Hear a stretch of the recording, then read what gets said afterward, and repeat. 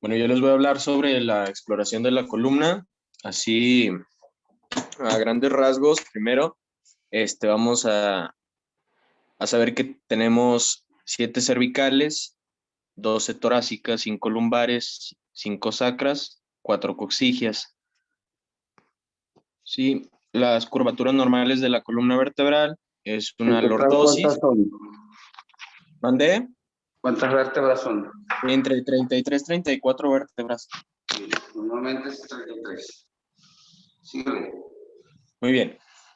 Curvaturas normales de la columna vertebral, tenemos una lordosis en la región cervical, una cifosis, región torácica, lordosis, región lumbar y cifosis, región sacrocoxígea. Bueno, en la anatomía del cuerpo vertebral vamos a saber que tenemos el orificio entre las vértebras donde va la médula espinal, tenemos la apófisis articular superior, la apófisis transversas, la apófisis espinosa, el disco intervertebral, que el disco va a estar constituido por un anillo fibroso, un cuerpo pulposo, un núcleo pulposo, el cuerpo de la vértebra y las carillas costales. Bueno, en la primera vértebra cervical va a ser el atlas. Pues ya, más o menos ya sabemos sus partes. Después sigue el axis, es la segunda vértebra cervical. Bueno, vamos a hablar sobre la exploración de la columna. Voy a empezar con el signo de Ott. El paciente se encuentra en bipedestación, o sea, parado. Es necesario marcar la apófisis espinosa vertebral, es la C7, es la última vértebra cervical, y un punto situado de 30 centímetros más bajo. En flexión anterior, la distancia aumenta de 2 a 4 centímetros, y en flexión posterior se reduce de 1 a 2. Estos cambios de la columna vertebral de tipo degenerativo o infeccioso conducen a la limitación de la movilidad de la columna y la flexibilidad de la apófisis espinosa de la C7. Este es el signo de Ott. También se va a encontrar en el signo de Schober, o no sé cómo se pronuncia. Pues aquí el paciente se encuentra igual en bipedestación, nada más que en la zona correspondiente de la apófisis de la vértebra S1, así como 10 centímetros más arriba, en inclinación de distancia entre dos marcas cutáneas se amplía hasta 15 centímetros, mientras que en reclinación se acorta hasta 8 o 9 centímetros. Los cambios de la columna vertebral de tipo degenerativo infeccioso conducen a la limitación, igual, de la flexibilidad de la columna debido a las apófisis espinosas. Aquí se va a encontrar del lado derecho en la imagen, ese es el signo de shock. Después sigue la prueba del pliegue cutáneo de Cleaver. El paciente se encuentra en decúbito prono con los brazos paralelos al tronco. El clínico toma un pliegue entre los dedos del pulgar e índice y los desplaza a lo largo del tronco o de las extremidades transversalmente al recorrido del dermatoma. Se evalúa la presencia de un estiramiento cutáneo normal, así como la consistencia del pliegue y la ausencia de desplazamiento de la piel. Mediante la palpación se puede apreciar rigidez muscular y una disfunciones vegetativas. Al momento de que el doctor va, o sea, como presionar, se va a sentir un endurecimiento de los músculos, como se comenta aquí. Después sigue las pruebas de la columna vertebral cervical, prueba de rotación de la columna vertebral. El paciente se encuentra en sedestación, el clínico sujeta la cabeza del paciente, sedestación va a estar sentado, por la región parietal y desde la posición neutra provoca una rotación hacia la derecha y otra hacia la izquierda. ¿Qué quiere decir? Que el doctor va a tomar la cabeza y la va a empezar a mover, lateralizándola de izquierda a derecha. En un caso normal, al final de cada movimiento habrá un endurecimiento. ¿Qué quiere decir? O sea, va a estar duro y al momento que lo quieras lateralizar, le va a doler al paciente. Las limitaciones de la movilidad con presencia de dolor podría ser causada de artrosis, bloqueo, infección o acortamiento muscular. La limitación de rotación con determinación brusca y dolor al final del movimiento es causa de espondilitis o espondiloartrosis. Aquí está la imagen, como se los estaba comentando. Prueba de rotación de la cabeza en extensión máxima. Bueno, aquí el paciente igual se va a hacer lo mismo, nada más que la cabeza la va a extender hacia arriba. ¿Sí? Las limitaciones del movimiento con presencia de dolor son causa de espondilitis, igual espondiloartrosis. Igualmente aquí prueba de rotación de flexión máxima, flexión hacia abajo, y también la va a lateralizar, pero la cabeza hacia abajo, con el mentón pegado al esternón. Las limitaciones de presencia son las mismas. Prueba de Soto-Hall. El paciente se encuentra en decúbito supino y levanta ligeramente la cabeza con el fin de acercar el mentón al esternón. El clínico realiza un movimiento pasivo de la cabeza del paciente hacia adelante al tiempo que presiona ligeramente el esternón con la otra mano. El dolor en la nuca cuando se presiona ligeramente el esternón al elevar pasivamente la cabeza sugiere enfermedad ósea en zona cervical. Sí, o sea, al momento presión va a ser daño cervical. Prueba de Donoghue o Donoghue. El clínico mueve de un lado a otro y de forma pasiva la cabeza del paciente que se encuentra en sedestación. Después se le pide al paciente que mueva la cabeza intentando vencer la resistencia que ofrecen las manos del doctor, que hacen fuerza al lado opuesto. O sea, ¿qué quiere decir? La va a lateralizar y el doctor le va a pedir que él trate de moverse hacia el otro lado, pero teniendo una fuerza de por medio. El dolor durante el movimiento pasivo de las vértebras cervicales es causado por trastornos de ligamentos o articulación degenerativa. La prueba de Spurling, el paciente se encuentra... A ver, una pregunta. Y dígame. Bueno, va bien todo lo que estás diciendo. No lo escucho bien, doctor. Disculpe. Sí, todas las pruebas que estás diciendo están bien. Ajá. Y todas son por enfermedades reumáticas. ¿Sale? Sí. Muy bien. Esa va a ser la utilidad. Artritis, espondilitis, artropatías, reumáticas, etcétera. Así que estas pruebas son buenas para ver la flexibilidad de la columna, la región cervical, la región torácica y la región lumbar. Síguele, va bien.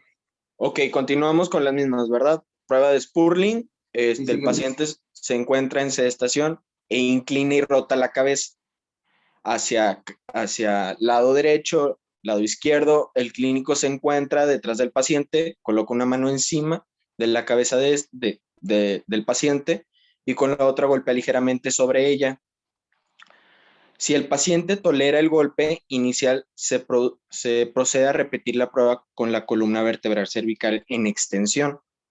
Durante la extensión de la columna vertebral se produce un estrechamiento del agujero intervertebral del 20 a 30%. Con este movimiento la intensidad del dolor radicular se acentúa. O sea, ¿qué quiere decir? O sea, que la va a flexionar y al momento que vuelva a hacer el mismo procedimiento el doctor de poner la mano y darle un golpeteo, va a producir ahora sí el dolor, pero ya va a haber una flexión. Si no la hay, o sea, si antes de la flexión no hay dolor, sí tiene que volver a repetir como comento aquí la prueba. Prueba de tracción de la columna vertebral cervical. El paciente se encuentra en sedestación, igual el clínico toma al paciente por la mandíbula y el occipucio y afecta una tracción axial en dirección craneal, ¿sí? Durante los movimientos de cada tracción y de rotación, el dolor aumenta de intensidad. Debe pensarse de una alteración de la columna vertebral, igual cervical, tipo muscular, como ya lo comentó el doctor, son degenerativos. El signo de Adam, el paciente está en bipedestación o sedestación, el clínico se sitúa detrás del pie que se inclina hacia adelante y al realizar una inclinación se corrige o se reduce la curvatura escoliótica que pues es funcional. Aquí el signo del psoas, el paciente se encuentra en decúbito supino y levanta una pierna. El clínico efectúa a continuación una presión inesperadamente sobre la zona anterior del muslo.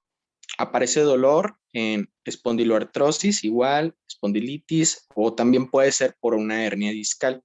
O sea, el momento que el paciente va a levantar la pierna, va a haber un dolor, porque si hay una hernia, posiblemente hay una compresión del nervio debido a la hernia que hay.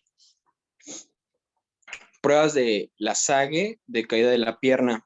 El paciente se encuentra en decúbito supino, se efectúa la maniobra de la SAGE hasta que aparezca el dolor.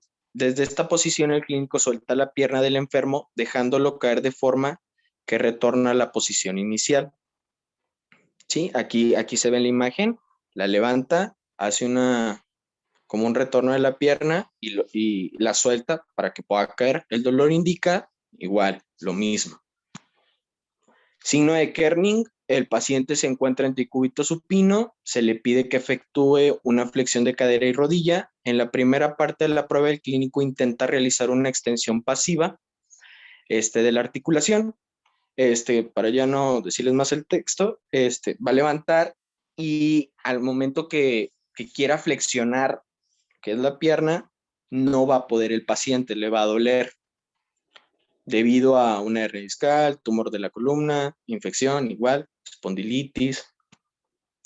El signo de Brunzinski, aquí el doctor va a tomar la cabeza y al momento que la flexione hacia el esternón, o sea, del mentón al esternón, el paciente va a flexionar las rodillas debido al dolor. También igual. Pero aquí, bueno, también dice que es causado por irritación meningea. Bueno, después continuamos con las alteraciones de la columna más frecuentes. Degeneración discal se traduce por dos signos básicos, la disminución de la altura del espacio discal y los osteofitos, acompañados o no de esclerosis de las plataformas. Las plataformas son los cuerpos. Disminución de la altura discal, signo inespecífico, se presenta en la espondilitis y el acompañamiento de osteofitos avala su alteración.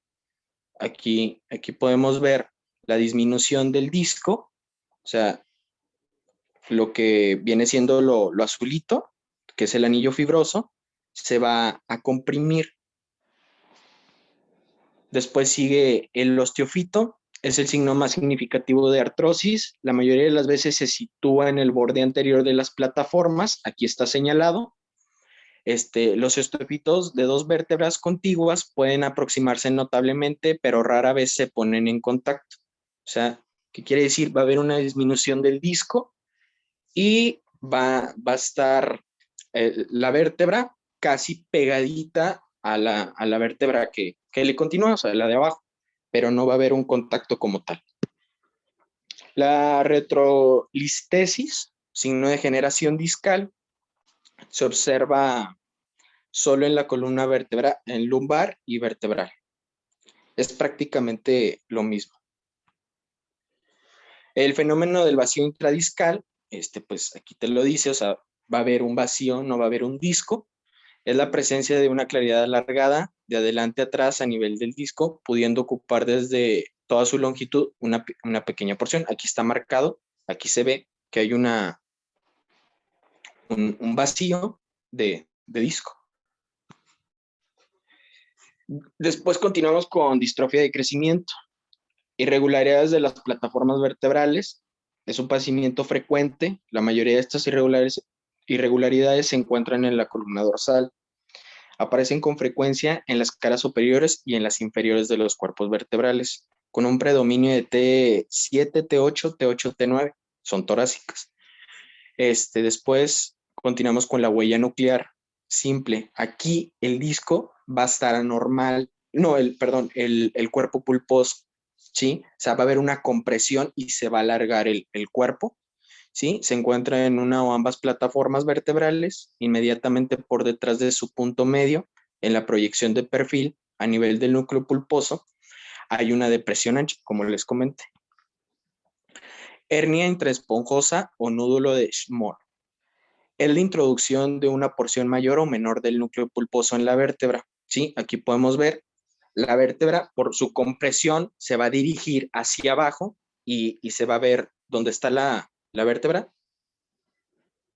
Aquí, en esta porción, va a haber un declive del disco. La proyección de perfil permite visualizar más fácilmente este signo. Después seguimos con hernia retromarginal anterior. Su particularidad es su localización, la migración del núcleo pulposo se hace entre el extremo anterior de la plataforma y el listel marginal. Aquí lo podemos ver, ¿sí? Se desliza hacia atrás el núcleo pulposo al listel marginal. Aquí se encuentra. No sé si lo pongo bien. Lo cual adquiere una dirección oblicua hacia adelante, muy frecuente en la porción lumbar y en la cara superior del cuerpo vertebral. Permítanme.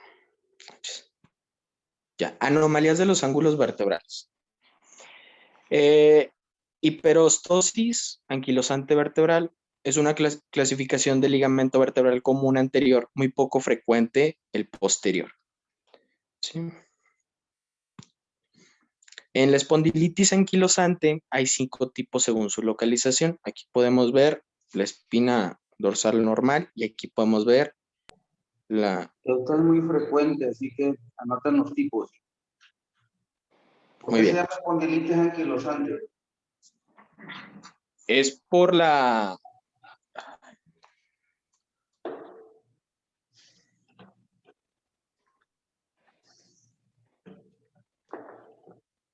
No es por la reducción de los discos que los daña, doctor. ¿Qué es anquilosis?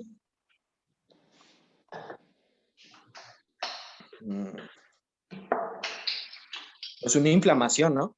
Bueno, espondilitis, No, inflamación. Una reducción de la capacidad del movimiento.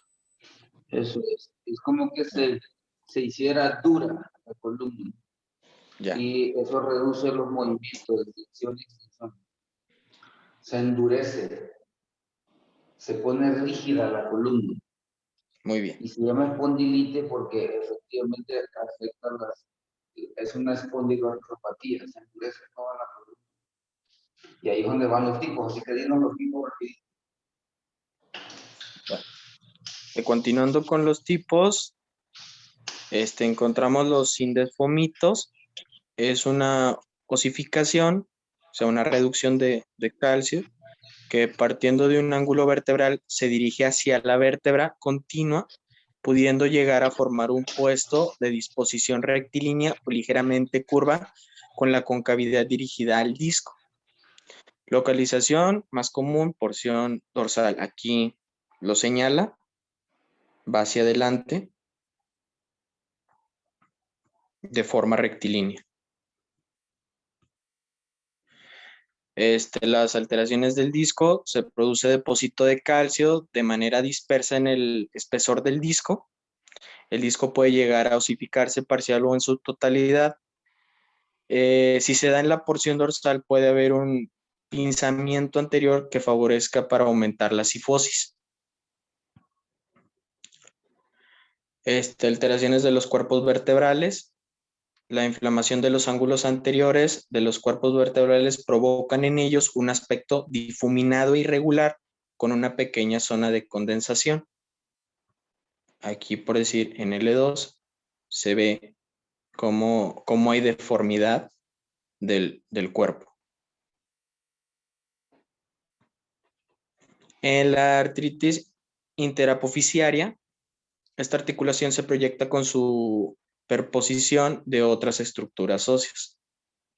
Sí, aquí, bueno, no sé si... Vamos a salir ya de las artropatías. ¿Esa ¿Esa ya no la explico? No, síguele. Perfecto, usted me dice. Síguele, es lo mismo. Muy bien, Síguele, es lo mismo. perfecto. Síguele, síguele. Eso, tipo de escoliosis. Esto sí me interesa. Dale. Bueno, los tipos de escoliosis, así algo, términos generales, es una curvatura que se lateraliza, ya sea derecha e izquierda, cervical, torácica, lumbar. Hay diferentes tipos. La escoliosis neuromuscular. Este tipo ocurre en pacientes con patologías de origen neurológico o musculoesquelético como mielomeningocele, distrofia muscular, parálisis cerebral. Aquí tenemos un ejemplo, cómo el paciente tuvo mielomeningocele y cómo tenía su columna con una escoliosis torácica, y aquí pues tuvo una cirugía, ¿verdad? Escoliosis congénita. Es una asimetría en el desarrollo de las vértebras secundaria a anomalías congénitas. Se manifiesta en niños. Aquí podemos ver cómo específicamente, perdón, los hombros con un desnivel pues pronunciado, la curvatura de la columna y la cadera igual, con un desnivel debido a esa escoliosis lateralizada hacia la izquierda. La escoliosis idiopática no se encuentra una causa específica que explique el desarrollo de la deformidad, pero aquí también es igual torácica, hay una prominencia aquí de la escápula, ¿sí? Debido a la escoliosis. Bueno, aquí tengo la clasificación de King's, permítame tantito.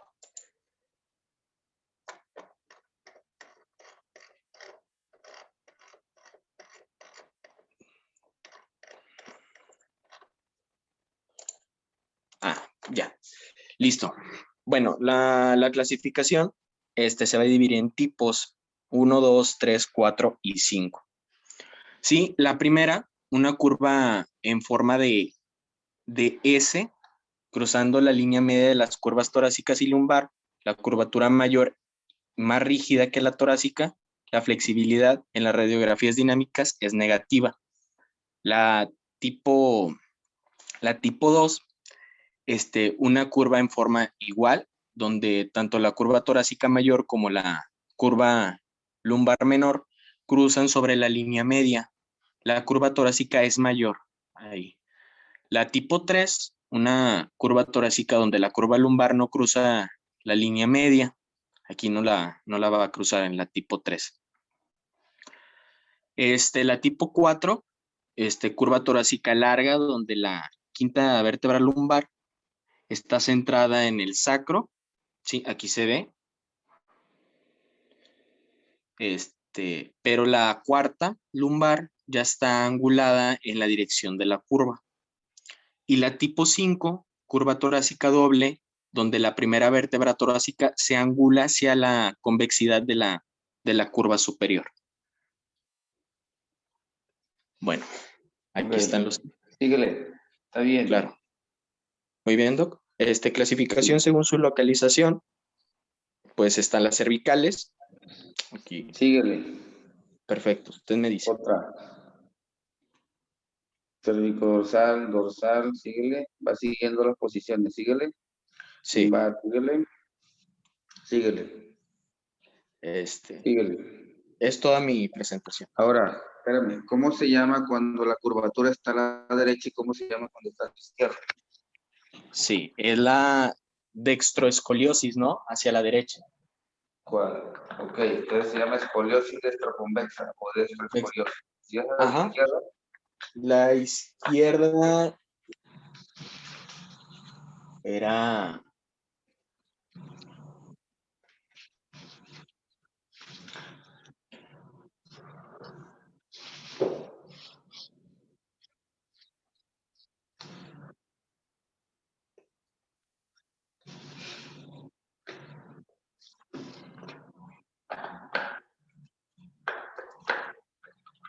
Jóvenes, ¿cómo se llama cuando va a la izquierda?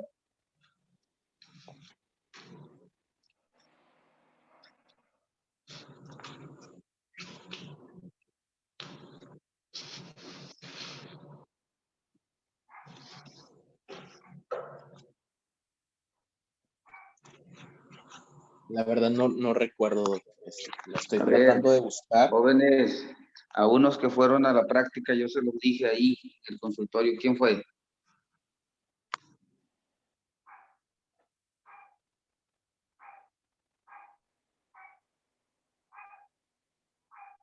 ¿Cómo se le llama cuando se desvía para la izquierda y cómo se le llama cuando va a la derecha? Es como en el corazón, cuando la punta está para la izquierda, cuando la punta está para la derecha. ¿Cómo se le llama?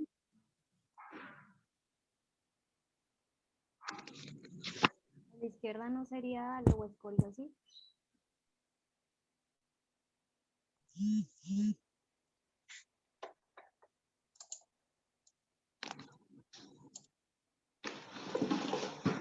Doctor, hacia la izquierda sería una levoescoliosis. Así es. Escoliosis levoconvexa. Muy bien. Es hacia la izquierda. Ponme las imágenes donde hay una a la izquierda y donde hay una a la derecha. Creo que ahí las tienes en tu figura. Sí, de hecho aquí hay una hacia la izquierda. A ver, muéstramelas. ¿Pudiera ser esta, no, Doc? No, esa está de frente. La quiero que la veas por detrás. A ver Tú la ves si... por detrás, por detrás. Ahí. La siguiente. ¿Hacia la derecha o izquierda?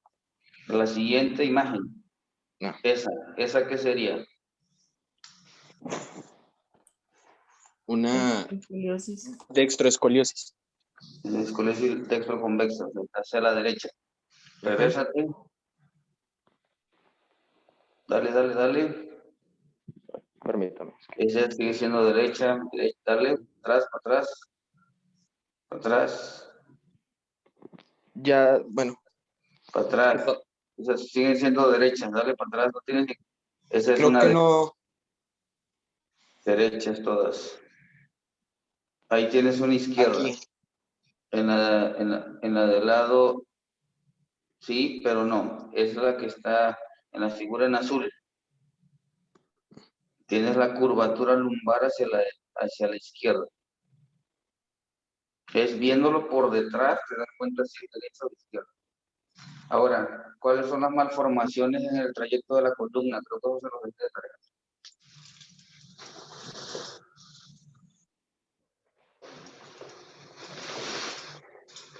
Díganme por lo menos 7.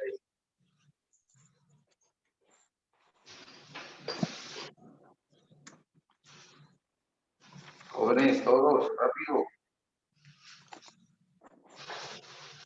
Pues la escoliosis. No. En el trayecto de la columna, si la realizan de abajo, pueden encontrar con cosas, sobre todo en los niños, aunque también en los adultos, que ni cuenta se han dado. ¿Qué le puedo encontrar si yo lo palpo, si yo le veo? ¿Qué malformaciones hay en el trayecto de la columna? ¿No es lo de lumbalgia, cervicalgia? No, eso se lo dejé de tarea. Ah, espina bífida. Espina bífida puede estar abierta o oculta. ¿Qué más? El mielomeningocele. ¿Qué más? Siringomielia. ¿Cuál? Siringomielia. No, eso está interno. Eso es de la médula. Estamos hablando de la columna. ¿Qué más puedo encontrar si le toco la columna? Ahí me voy a dar. Psicosis. ¿Qué? Psicosis. No escucho. Psicosis. No tanto, esa es curvatura. No, yo digo si le palpo la columna y voy recorriendo su columna con mis manos. ¿Qué le puedo encontrar ahí? ¿Tringomelia? El síndrome de Klippel-Feil. No. Dígame signos. Disrafismo. ¿Qué? Disrafia. Sí, disrafia dijeron espina bífida, lo mismo. Tortícolis. Esa fue la tarea.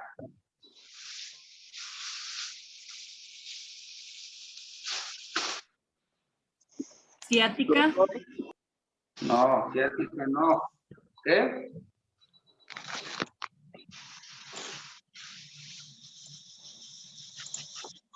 tortícolis, No.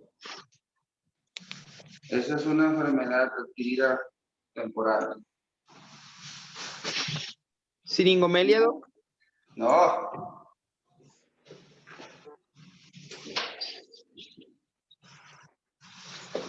Si yo le digo a un paciente, quítate la ropa y le reviso la columna, me voy a encontrar cosas en su columna, además de las escoliosis y la psicosis. ¿Qué más le puedo encontrar ahí en el trayecto de la columna? Esa es mi pregunta.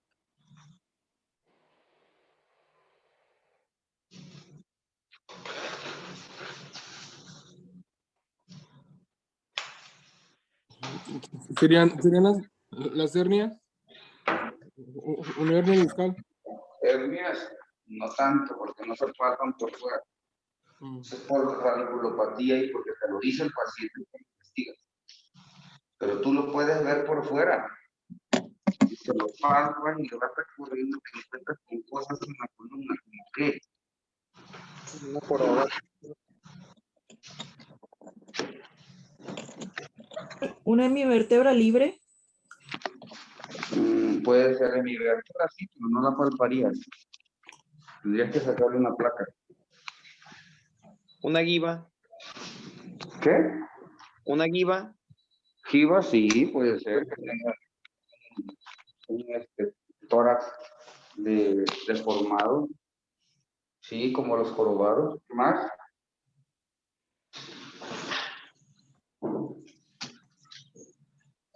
Uno de Small. No me andan sacando rarezas. Esto es muy frecuente. abscesos, ¿Qué? abscesos, Absceso. ¿Qué más?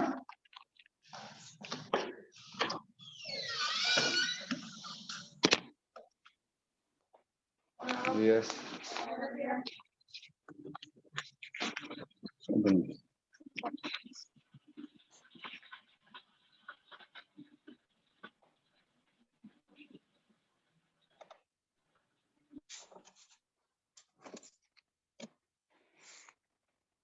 Pudieran ser manchas café con leche, doctor.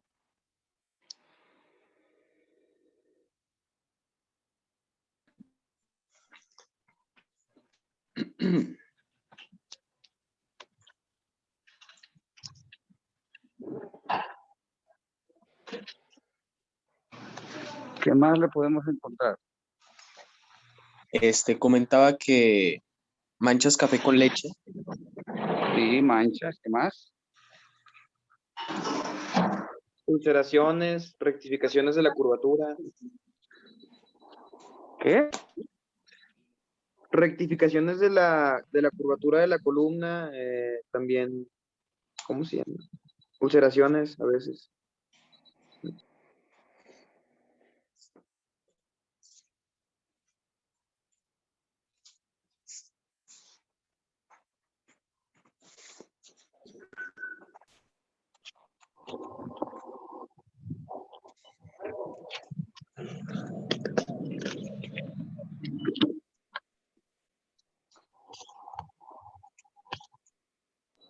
También displasias, ¿no, doctor? No, señor. Dígame cosas comunes, frecuentes.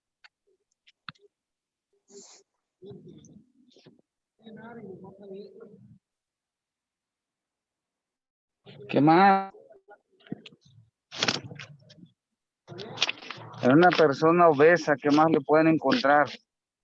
Pues en un niño, ¿qué más le van a hallar? ¿A poco eso fue todo lo que investigaron?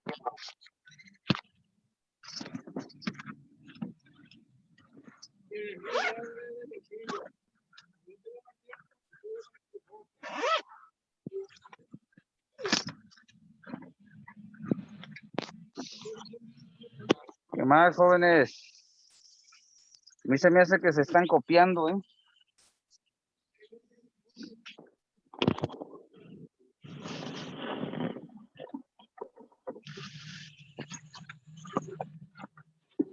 Lumbago, la ciática.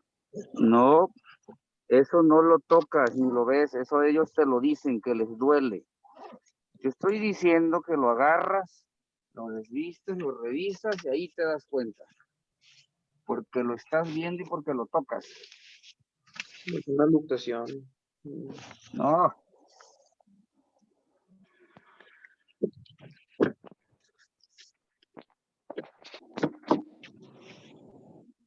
A mí se me hace que se están copiando sus tareas, ¿eh? Porque nadie está investigando.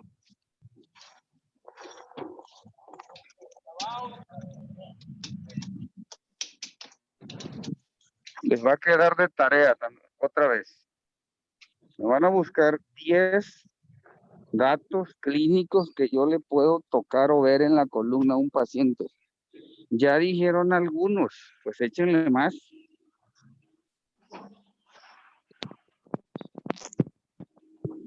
Estenosis del canal raquídeo. ¿Y qué tema sigue? Postura y marcha.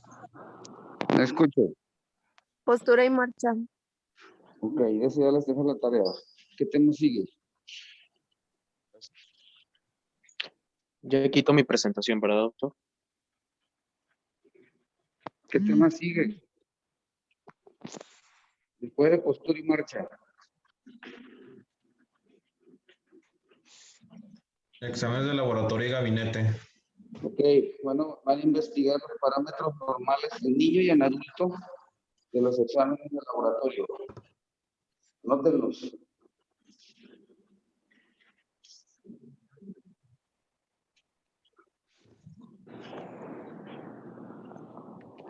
Son como unos 4 o 5 exámenes de laboratorio que vamos a revisar. A ver, anótenlos. Biometría hemática.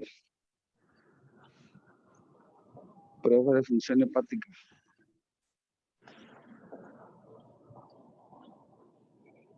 Química sanguínea. Perfil de lípidos.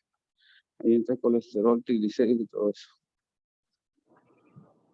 Examen general de orina.